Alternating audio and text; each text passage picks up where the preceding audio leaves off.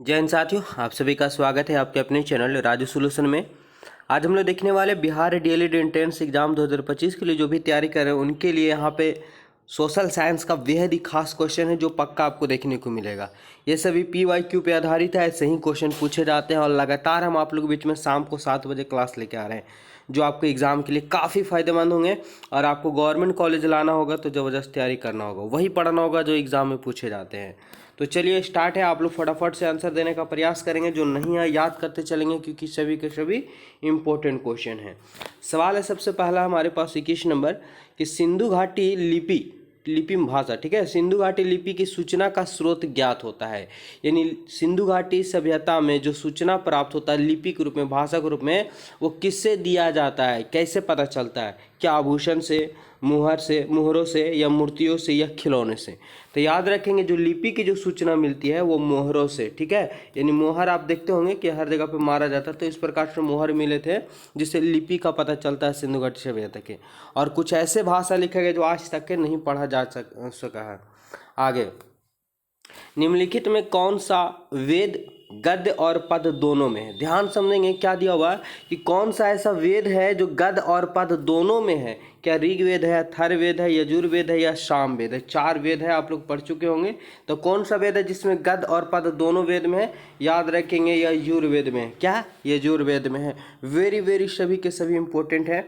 आप लोग जैसे ही क्वेश्चन देखते हैं आंसर देने का प्रयास करेंगे, ठीक है। आगे देखिए क्या दिया हुआ है। कौटिल्य का संबंध निम्नलिखित में से किस विश्वविद्यालय से था? किस विश्वविद्यालय से संबंध है किसका? कौटिल्य का। क्या वैशाली से था, नालंदा से था, पाटलिपुत्र से या तक्षशिला से?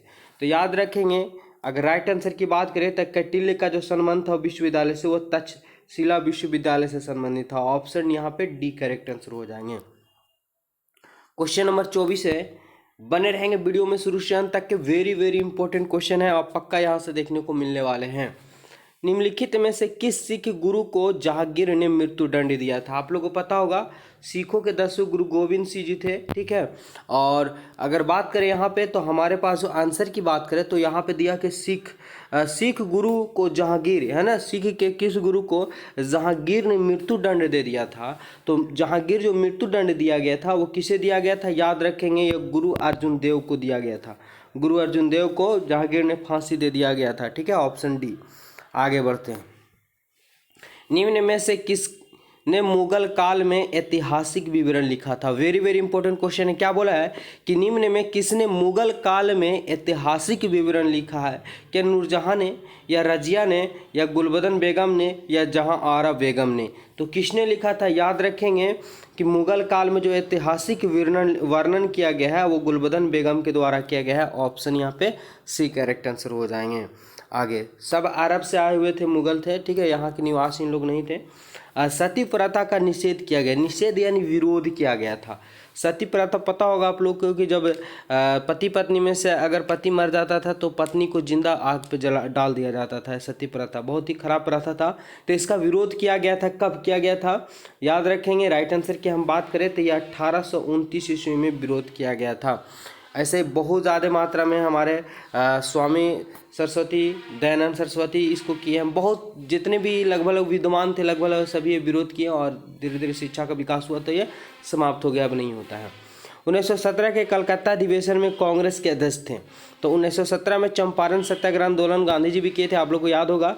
तो 1917 के कलकत्ता अधिवेशन में कांग्रेस के जो अध्यक्ष थे वो कौन थे?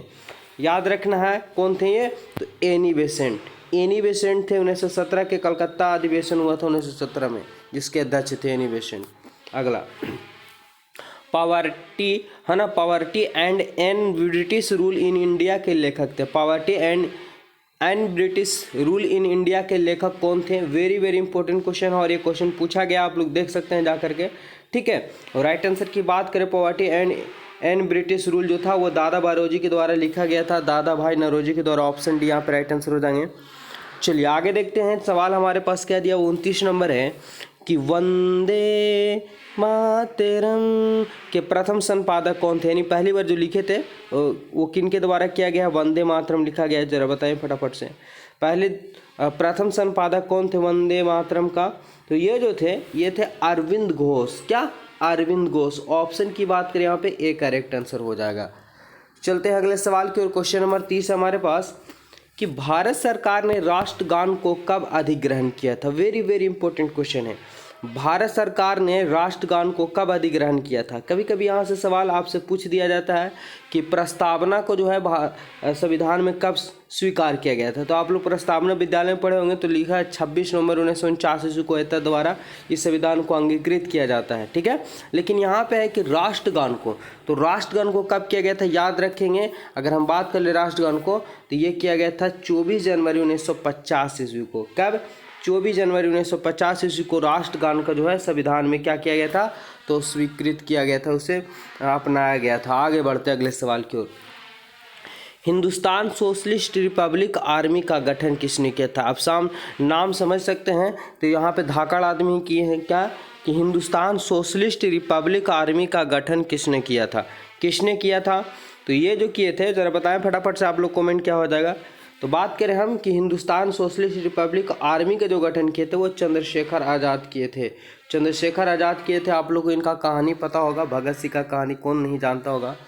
आगे, उच्चतम न्यायालय में भारत की प्रथम महिला न्यायाधीश बनी थी। उच्चतम न्यायालय में भारत की प्रथम महिला मुख्य न्यायाधीश बनी थी, वो कौन थी। क्या विजय लक्ष्मी पंडित थी, या उषा मेहता थी, या सुधा कुलकर्णी थी, या एम फातिमा बीबी थी। क्या होगा राइट आंसर, याद रखेंगे कि उच्च न्यायालय में, ठीक है, उच्च न्यायालय में भारत की प्रथम महिला जो न्यायाधीश बनी थी वो एम फातिमा बीबी बनी थी। ऑप्शन डी हो जाएंगे राइट आंसर। चलिए 33 नंबर सवाल देखते हैं। क्या दिया हुआ है कि इनमें से कौन व्यावसायिक खेती नहीं है। व्यवसायिक यानी व्यापार की दृष्टि से नहीं है। क्या वाणिज्य अनाज है, मिश्रित है, कार्बनिक है, या वृक्षारोपण है। क्या होगा राइट आंसर। तो बात करें कि व्यावसायिक कृषि अगर नहीं माना जाता है, ठीक है, तो ये कार्बनिक खेती को व्यावसायिक कृषि के रूप में नहीं किया जाता। ऑप्शन यहाँ पे सी हो जाएंगे। चलिए क्वेश्चन नंबर 34 देखेंगे। दिया हुआ है कि मतदाता सूची का परीक्षण कितने वर्षों में होता है। मतदाता सूची यानी जिसके माध्यम से लोग वोट देते हैं, उसका परीक्षण, उसका है ना जांच जो होता है कितने वर्षों में होता है। याद रखेंगे कि हर कितने साल पे वोट होता है, तो वोट होने से पहले उसका क्या किया जाता है, निरीक्षण किया जाता है, जांच किया जाता है, और ये हमेशा 5 वर्ष में के बाद ही होता है, ठीक है। ऑप्शन यहाँ पे सी करेक्ट आंसर हो जाएंगे। 35 नंबर सवाल है कि बिहार में कितने प्रतिशत भौगोलिक क्षेत्र वन का फैलाव है। यानी बिहार में जो कुल भूमि है उस पर कितना प्रतिशत मात्रा में क्या वन लगा हुआ, यानी जंगल लगा हुआ है, ठीक है। तो एक सर्वे के अनुसार जो है ये लगभग 7.84% भौगोलिक क्षेत्र पर वन है। लेकिन धीरे धीरे क्या होता जा रहा है, परसेंटेज घटता जा रहा है, क्योंकि आबादी बढ़ती जा रही है, जंगल घटता जा रहा है, ठीक है। आगे चलते हैं अगले सवाल की ओर। क्वेश्चन नंबर 36 है, ध्यान समझेंगे। और बहुत से क्वेश्चन ऐसे होते हैं जिसके ऑप्शन में ही उत्तर छुपे हुए रहते हैं, लेकिन सवाल को ध्यान से पढ़ने के बाद ही आपको क्लियर होंगे। दिया हुआ कि भूमि जो एक या एक से कम कृषि के लिए खेती के बिना छोड़ दी जाती है, यानी एक या एक से कम कृषि के लिए जो खेती छोड़ दी जाती है उसे किस रूप में जाना जाता है। सकल फसल क्षेत्र, कृषि योग्य बंजर भूमि, या वर्तमान परती, या चराई भूमि। तो देखिए कि जो भूमि एक या एक से कम कृषि के लिए खेती छोड़ दी जाती है, ठीक है, तो उसे क्या बोलते हैं, वर्तमान परती बोला जाता है। क्या, वर्तमान परती जो बोला जाता है। ऑप्शन सी राइट आंसर हो जाएंगे। चलिए आगे बढ़ते हैं। 37 नंबर सवाल कि लोकसभा को इंग्लैंड में क्या कहा जाता है। वेरी वेरी इंपॉर्टेंट क्वेश्चन है। लोकसभा को इंग्लैंड में क्या कहा जाता है। प्रतिनिधि सभा, उच्च सदन, हाउस ऑफ कॉमन, या लॉर्ड्स। तो देखिए अगर इंग्लैंड में बात करें कि लोकसभा को क्या कहा जाता है, तो ये कहा जाता है हाउस ऑफ कॉमन कहा जाता है। क्या, हाउस ऑफ कॉमन कहा जाता है इंग्लैंड में लोकसभा को। Option C. आगे बढ़ते हैं। 38 नंबर सवाल है हमारे पास कि बिहार का सर्वाधिक वर्षा वाला जिला कौन सा। देखिए बिहार में सबसे ज़्यादा अगर पानी होता है, वर्षा होती है, तो आखिर कौन सा ऐसा जिला है जहाँ पे सबसे ज़्यादा मात्रा में पानी होता है। याद रखेंगे किशनगंज है। कहाँ, किशनगंज है जहाँ पे सर्वाधिक मात्रा में वर्षा होती है। ऑप्शन।